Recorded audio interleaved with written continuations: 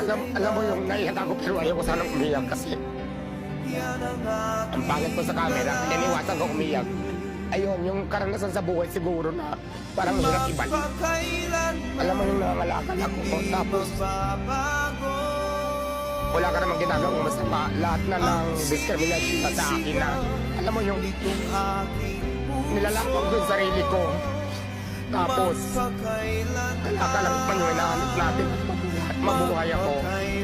Tapos lahat ng taong discrimination sa iyo, lahat na yalaiting ka, parang hirap, parang kung maaari sana, ayaw ko na sana ka ibalik yun. Yun yung mga hindi ko makakalimutan sa buong buhay. Bakit yan?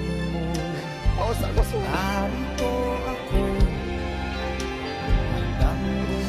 Yun yung mga moment na ang hirap ibalik. Kaya ngayon talagang pinapili ko rin sa customer